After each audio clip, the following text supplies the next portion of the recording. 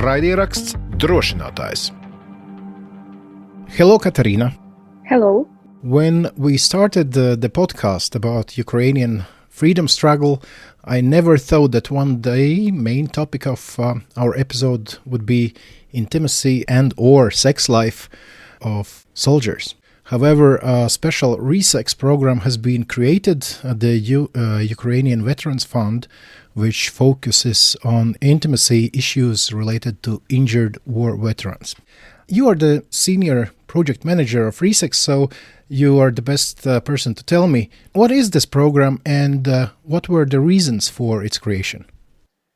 Actually, we thought about this project for a long time, even before the full-scale invasion, but we couldn't find money because for donors and for other organizations, it seemed like not crucial or not a priority for veterans. And after full-scale invasion, we managed to find money for this project, and we were very happy about this, and we did this whole project. Inspiration for this project was by book Sex and Intimacy for Wounded Veterans by Kateryna. She's American and she wrote this book. She's a physical therapist. She wrote this book for veterans, and we thought that it would be great to have something like this for Ukrainian veterans, but didn't want just to translate this book. We wanted to do our book for Ukrainian veterans in Ukrainian context. So at first we did research about how this transition again to sex and intimacy are going among people who are wounded, among warriors who are wounded, and among their partners.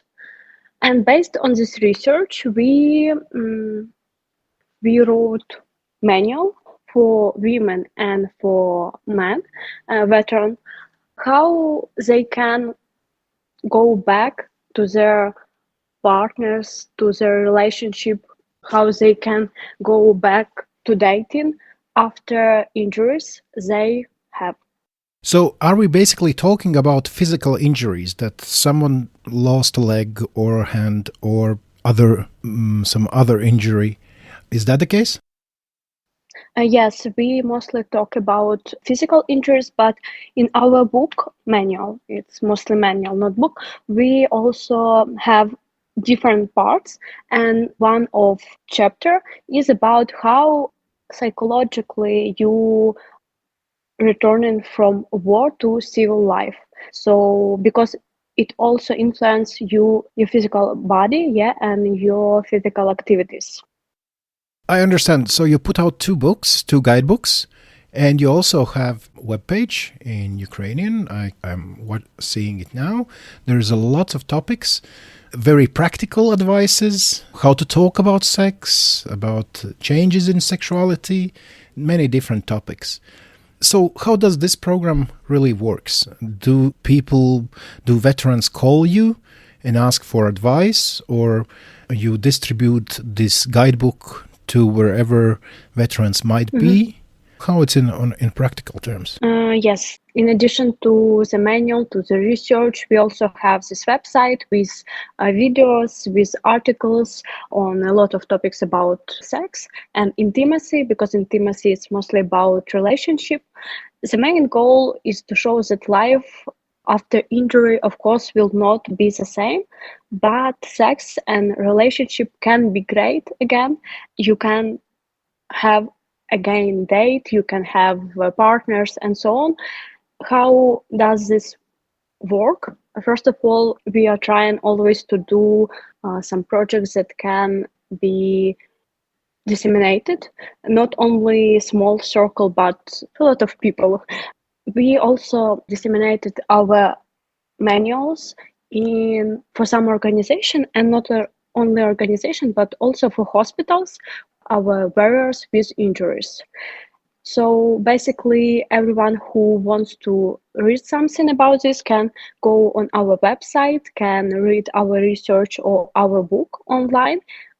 We can give this book offline in our office in Kyiv, in Vinnytsia, and some other small offices, or we can deliver our book for free by post.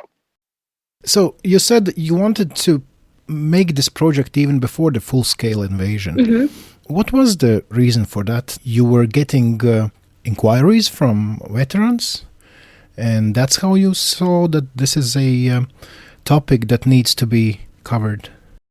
Yes, actually, Veteran Hub works with veterans from 2017, and we provide some services for veterans and their families. And during these services, we listen to the veterans, to their problems, to their needs, and based on these needs and problems, we make our researchers, projects, and so on. So it really gives us a lot of insights because we talk directly to our audience in our offices, online or by phone, with veterans, or with their families. And this gives us opportunity to do some really useful projects for them. And you said that at first the response was not there, that people thought, oh, well, this is not a very important topic. How is it actually in Ukraine right now? If you talk about war veterans, sexual life, intimacy, is that something that is being talked about in Ukraine at the moment? Or is it like a very quiet, very, very quiet life by itself? Actually, topic about sex and sexual education is still not on the level we want in Ukraine, not only about veterans, but about all population. And we tried also with this project to open this veil of shadow about sex, because it's important part of everyone's life, intimacy, partnership, sex. Of course, after full-scale invasion, there are more people who are warriors, who unfortunately have injuries. And when we talked during our research with veterans and warriors who had injuries, they said that at some point when you are in hospital, you don't think about anything because you're in pain and you in this treatment. But after, when there are stage of recovery, you are starting to think about such things like, can I swim again? Can I date again? Can I have sex again? And so on. And actually, there's no one with whom they can talk, because sometimes medical personnel cannot talk about this because they don't have competence or because they are shy, and so on and so on. So also this manual to help answer these questions, because this recovery is important in physical and also psychological way. And when person knows that I can again have sex, I can again have partnership, I can be loved again, and even with my injury, I can be beautiful again for my partner or potential partner. It helps to recover and to have your life as you want, in how it can be in this all circumstances with war again. To whom it is a bigger challenge to get back to the sex life after getting an injury? To the wounded soldier or to his or her partner? It's hard to answer because it's different processes and it's different acceptance. And when we spoke with partners of wounded veterans, we collected different data, but mostly partners said that it was crucial to talk about this first experience after injury and to accept this fact that the first time after injury can be not so good as they imagined, but it's okay, it's life, and like in life, sex also can be different. Also, it was important that for some couples, sex life started to be more interesting because they started to use sex toys, they started to play games and so on. They started to be more adventurous. More adventurous, and also they started listen more about needs of their partners.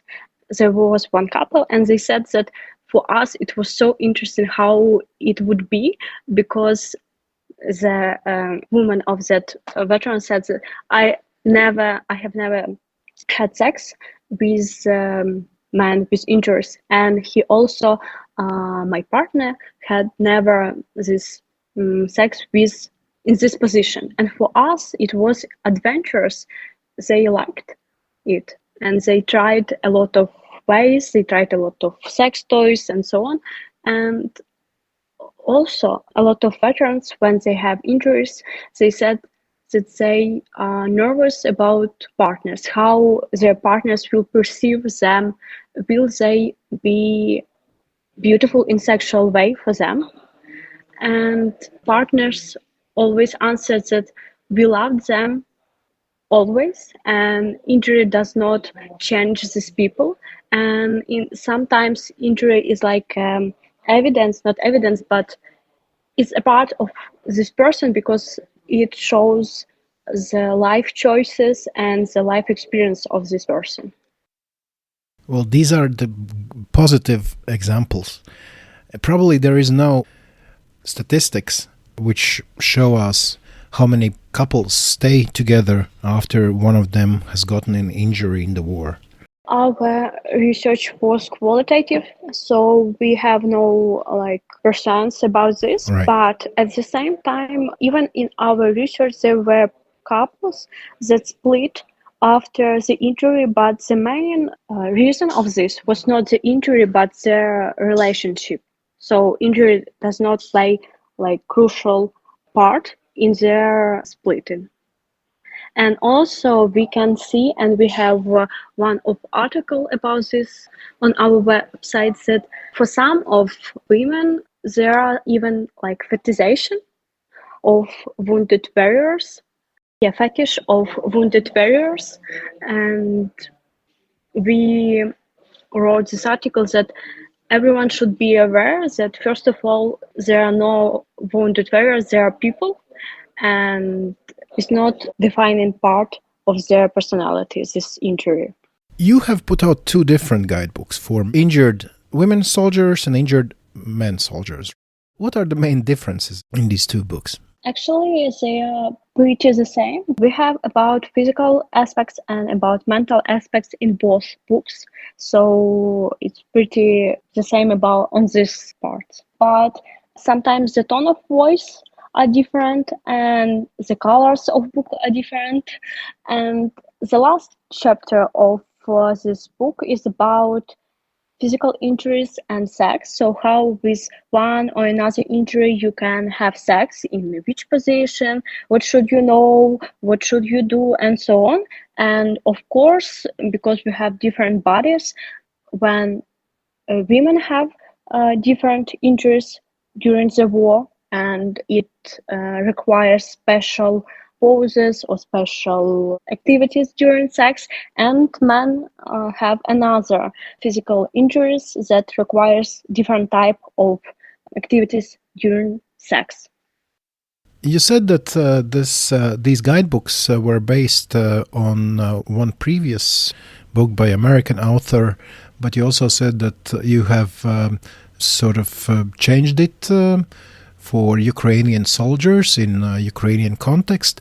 Would be that Ukrainian context? Book by Kateryna Alice, which was inspiration for our project, is mainly about injuries and what you should do with this injury in sex, how you can stay, how you can lay, what can you use to help you. Yes, our book, based on our research, we do on more topics, not only about physical activities with injuries during the sex.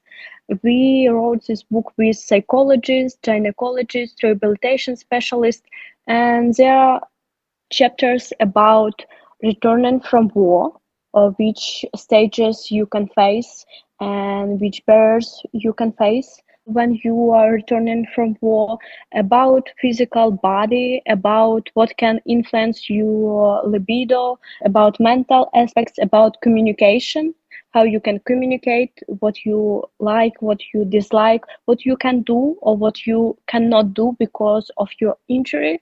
And the last chapter was about physical activities in sex. We also tried to cover the most common injuries based on ongoing war, because the type of war is changing and there are now some different injuries that there were in the past before the full-scale invasion. What are the most common injuries at the moment? We wrote about amputation, about genital damage to the genitals, about spinal cord injury, and about, I don't know how to say correctly it in English, but it's cranial tram or craniocerebral tramway. These are the most common now, but of course we wrote about only physical injuries, not psychological. Mental consequences does affect your relationship and your sex, and we tried to cover the most common consequences and how they can influence your life. We also made 3 videos on our website. It's with our main message about that sex and relationship can be great even after injury, and we had a lot of responses, and it was mostly positive response.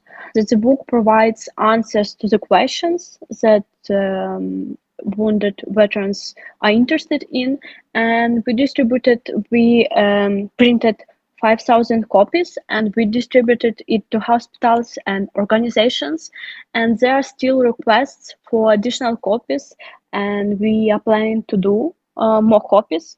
So it was great to receive this response on our project. I've talked to many Ukrainians, and what I see that everyone tries to find his or her place in this big effort to fight for your country. Is this the place you feel comfortable with, that you are doing a work that needs to be done and you feel satisfied about your work? Veteran Hub as organization from 2017 may have been made a lot of projects and services for veterans, and we are still doing a lot, but we also understand that we have to do more and more, because our main philosophy is that when veterans return from war, they return not to some specific area or to some specific ministry or to some specific hospital. They return to society, and we as a society have to be prepared, have to do a lot of homework, because in hospitals, in shops, in public transport, in ministries, in non-governmental organization, and basically everywhere there are and there will be veterans, and we have to do all we can to make their returning more subtle, to give them, if they need, because not everyone needs this, support. Do you see the Resex program as finished and it's done, or do you see it somehow developing in the future?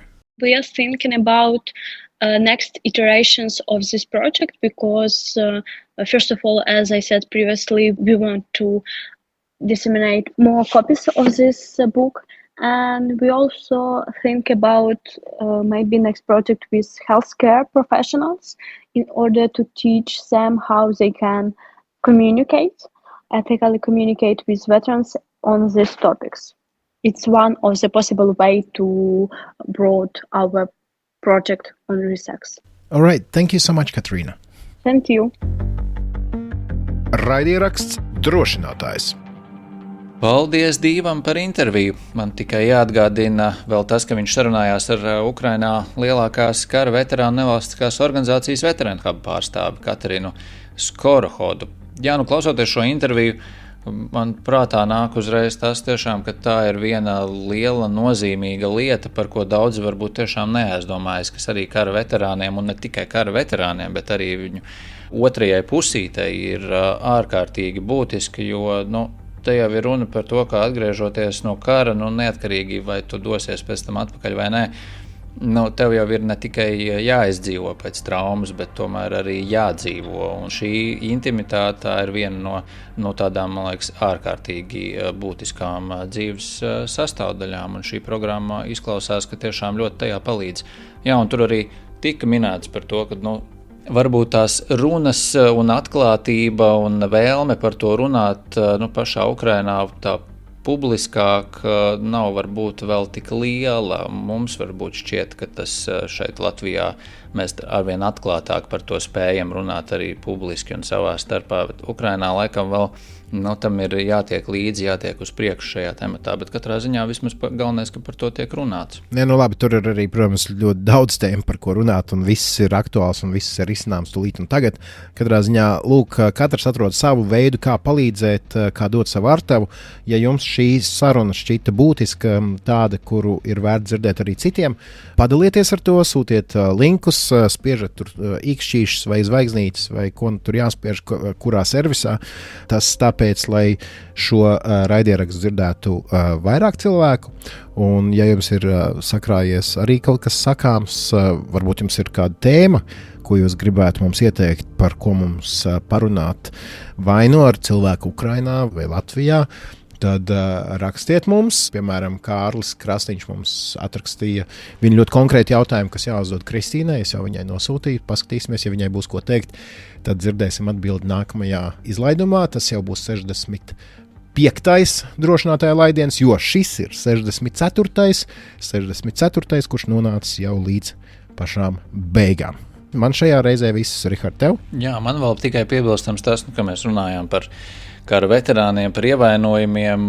Gaidām arī noteikti nākamās nedēļas epizodi. Turpināsim šo tēmu, jo tur es sarunājos arī ar vienu no kara veterāniem. Un interesanti, ka ir dažādi veidi, protams, kā atgriezties dzīvē vai atkopties no ievainojuma līdz atgriešanās laikam frontē. Un viens no tiem veidiem ir sports. Un tam konkrēti Amerikas Savienotajās valstīs tiek veltīts tāds īpašs kara veterānu spēles, kur arī Ukraiņu komanda piedalās.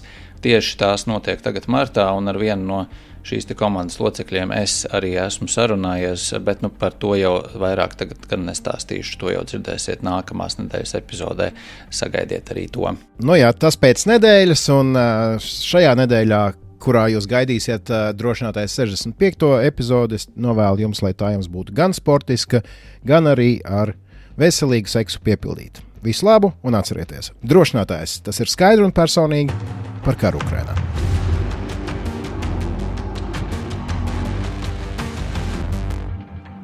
Raidieraksts Drošinātājs.